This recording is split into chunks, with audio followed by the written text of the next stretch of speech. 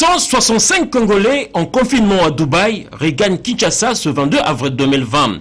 165 Congolais, en majorité des femmes en situation de confinement à Dubaï aux Émirats Arabes Unis, ont regagné Kinshasa à bord d'un Airbus A321 de la compagnie Air Arabia, affrété par le gouvernement.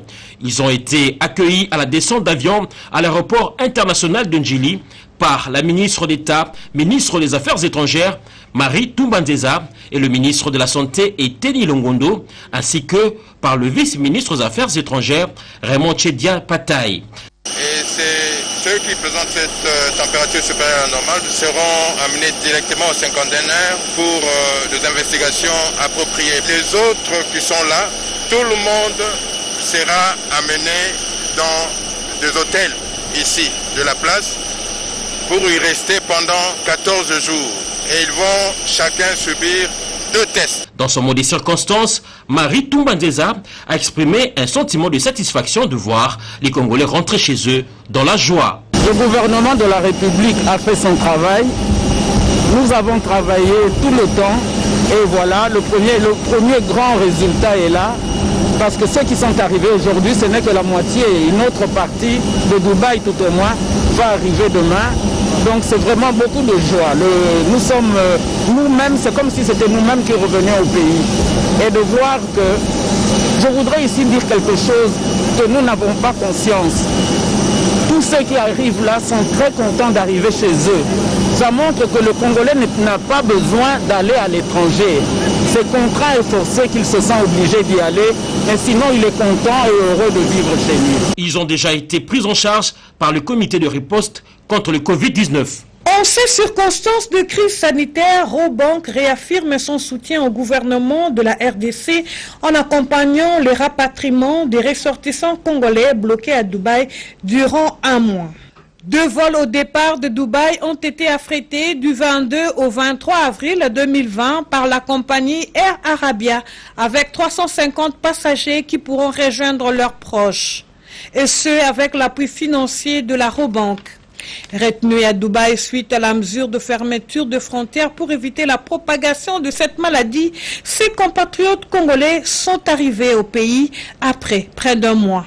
On pouvait lire la joie sur le visage de ces compatriotes qui n'ont pas tari de loge au gouvernement de la RDC et celui des Émirats Arabes Unis. En tout cas, on a été là-bas, malgré qu'il y avait des difficultés, mais ils nous rassuraient toujours d'être patientes. Et avec ce que le gouvernement est en train de faire, de collaborer avec les Émirats, on a toujours une solution. Nous voici là arrivés aujourd'hui. Notre président, Félix Antoine Tshisekedi Tshilombo, a eu pitié de nous. Nous étions en quarantaine, en difficulté à Dubaï. Il est venu à notre secours. Tout s'est bien passé. Merci à toutes les autorités du pays. Que Dieu bénisse notre président Félix Antoine Tshisekedi. On est rentré chez nous, nous sommes tous contents. À travers cette action, la Robank réitère sa solidarité à l'égard de la population et s'est dit honorée pour son implication. La Robank s'engage également à poursuivre cette action en partenariat avec le gouvernement de la République pour d'autres compatriotes bloqués ailleurs, notamment en Afrique du Sud, en Turquie et à Cotonou. Très sensible aux cris de détresse lui lancés par les élèves de l'École nationale d'administration venus de toutes les provinces du pays et internés à l'INPES, Yolande Bongobo Songo n'a pas un seul instant hésité de venir à la rescousse de ces jeunes qui passent de moments assez difficiles. Avec un cœur de mère, elle pose un acte de générosité à l'endroit de ces énarques en réponse à l'appel du chef de l'État, Félix Antoine Tshisekedi Tshilombo, de sacs de riz, sucre, farine, maïs, des bidons d'huile végétale, de boîtes de lait, sacs de braise, bref, de quoi tenir en ces temps de confinement. Je peux ne pas avoir tout ce dont vous avez besoin, mais le peu que j'ai, je me dis, je le partage avec vous, vous êtes mes enfants. Le contexte budgétaire est très difficile, vous le savez aussi, mais cela ne peut pas m'empêcher de continuer à poser quelques actes de mère envers ces enfants. Des gestes salués par ces élèves de promotion, Fleuve Congo et Etienne Tshisekedi, qui n'ont pas tari de loge à l'endroit de leur bienfaitrice. Ce signe, votre présence en ce lieu témoigne encore que le gouvernement, dans son ensemble, tient à ce que, en dépit de cette pandémie, nous puissions finir notre formation. Je tiens à vous remercier. Vous méritez toute notre reconnaissance. En tout cas, merci, merci, merci beaucoup. L'occasion était tout indiquée pour le ministre de la fonction publique de sensibiliser ses énarques sur le geste barrière. Question de lutter efficacement contre Covid-19. Sinon, que Yolande Bongo-Bosongo promet de poser ce même acte pour ceux élèves qui habitent en dehors de l'internat de l'INPES. En présence du secrétaire général académique Banza Somoui et de l'administrateur du budget Christine Bassosila, le conseiller spécial du chef de l'État et coordonnateur de la coordination pour les changements de mentalité, le pasteur Jacques Kangoudia, a d'emblée brossé les raisons qui ont amené le président de la République à décréter et à proroger l'état d'urgence sanitaire en cette période. Ce avant l'intervention d'un bon nombre de professeurs, en commençant par le vice-doyen de la faculté des droits en charge des enseignements, Omeonga Barthélemy.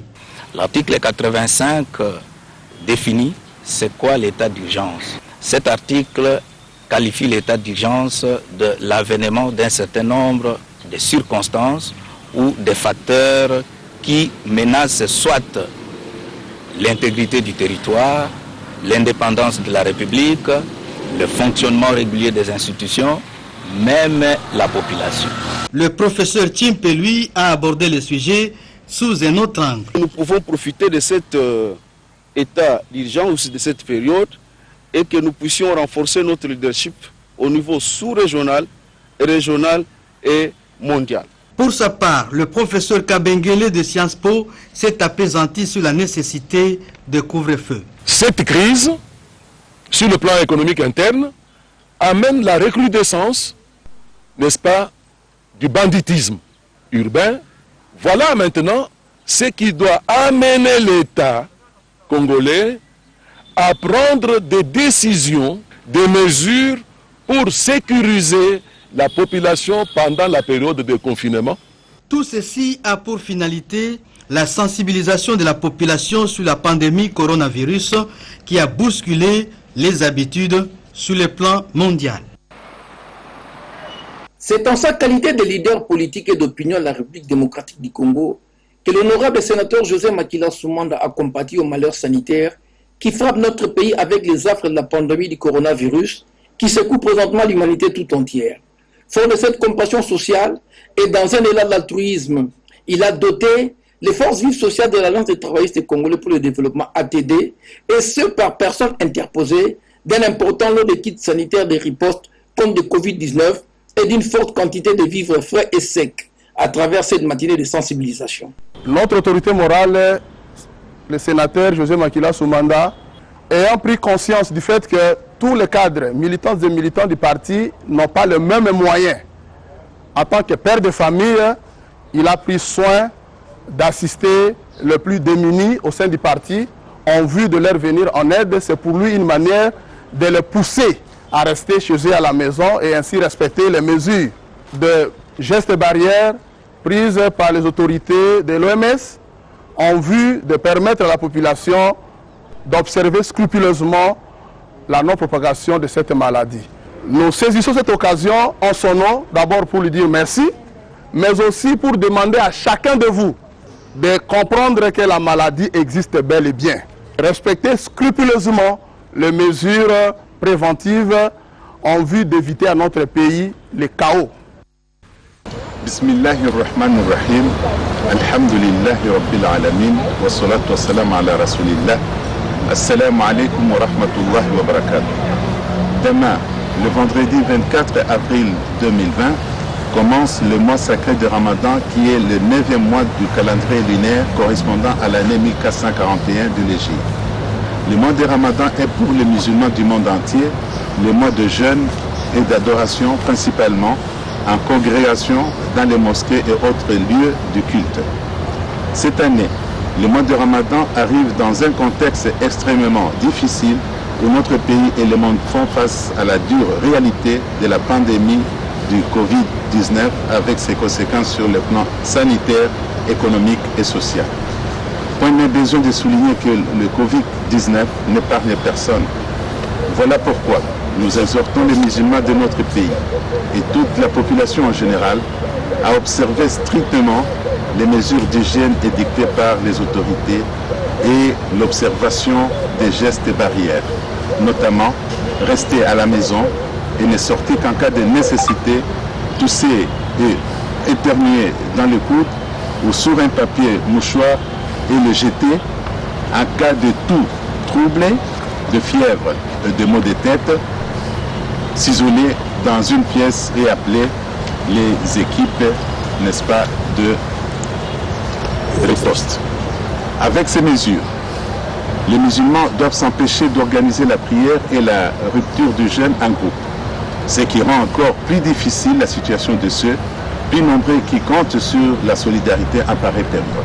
C'est pourquoi nous appelons aux musulmans et aux hommes de bonne volonté qui en ont les moyens de venir en aide aux jeûneurs avec un morceau de pain, une bouteille d'eau, un verre de riz, une date, etc. Enfin, le Ramadan étant un moment d'abondante bénédiction, nous demandons à tous les musulmans d'implorer la miséricorde de Dieu afin de délivrer notre pays et le monde de cette pandémie du Covid-19 pour permettre aux autorités de s'atteler au combat pour le développement. Ramadan Karim.